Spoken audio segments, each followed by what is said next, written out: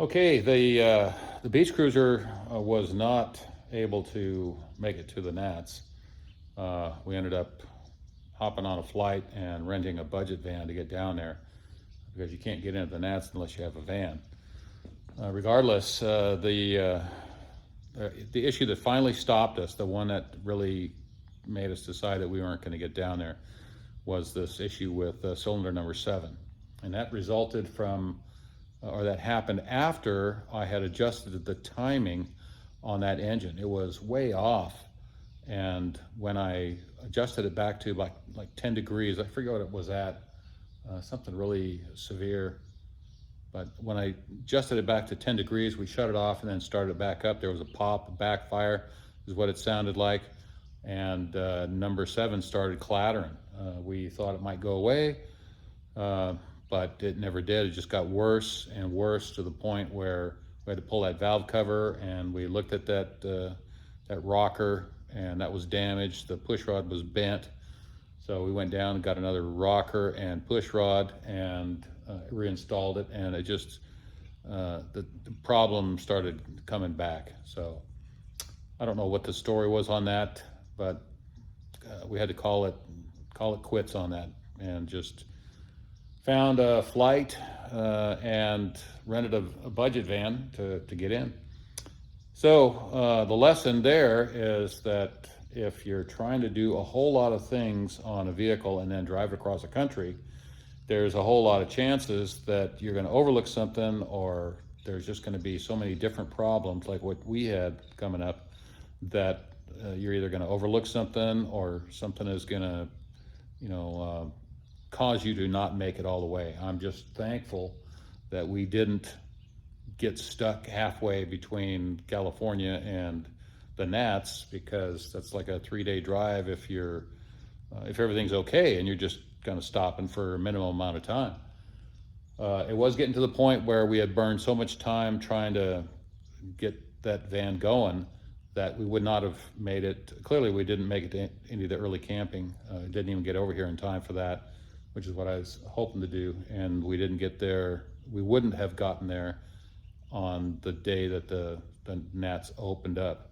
So by flying, obviously we saved ourselves a lot of time, and ended up making it and having a great time.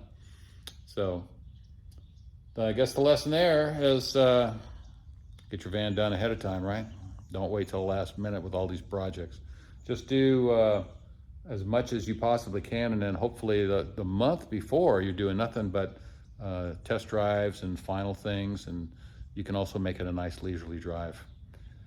That's the plan for 2023.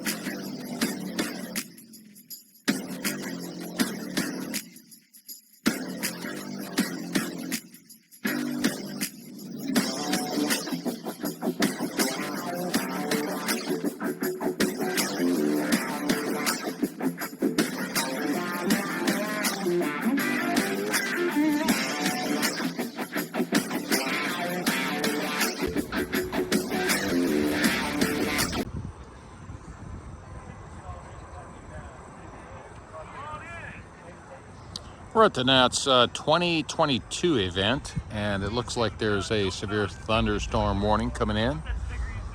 We thought we'd stand out here and watch it. Looks like about 60-mile-an-hour winds coming in, according to the National Weather Service. There's a lot of activity as far as the lightning. It's going from cloud to cloud, and it's just spectacular. It is coming our way. Very strange to me is that the wind is blowing to my back, but the thunder, or excuse me, the lightning is to my front. There's no sound of the thunder at all yet. I'm gonna pan to the right a little bit.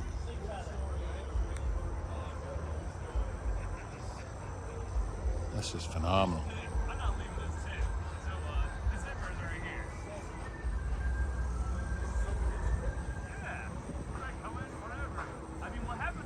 Wow. I don't think the video is really going to be able to capture the nature. Oh, that was almost overhead. Wow. I think I'm going to take shelter here pretty soon, but I wanted to show an example of this. NATS 2022. Wow. Doesn't seem to be any clouds overhead.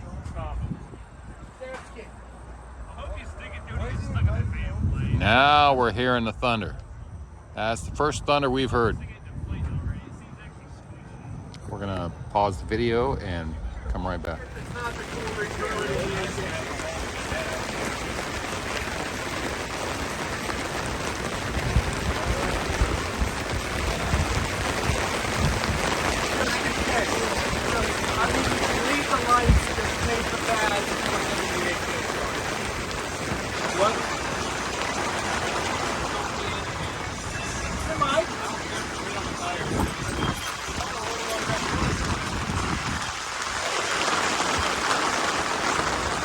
Actually, Jesse, it's a black bed to get us on the TV.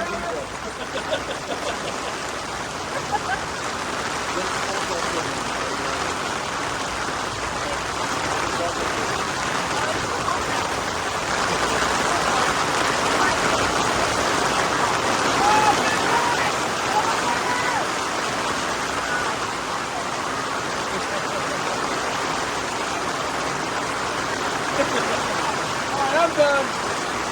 Woo!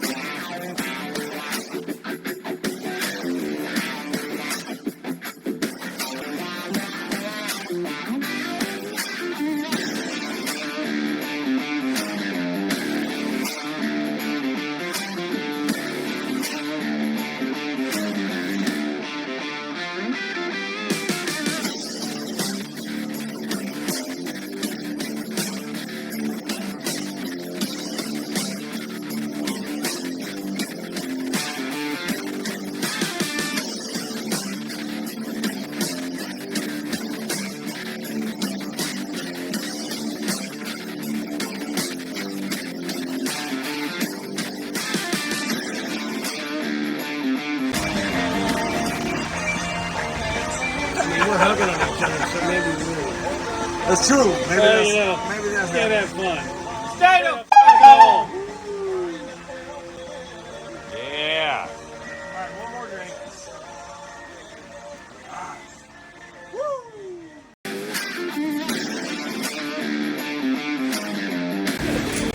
It was So rough. Travis, Yeah, buddy. how do your feet feel? Just a little damp, you know. Where's the feet? It's a summer day. It's totally Where's fine. the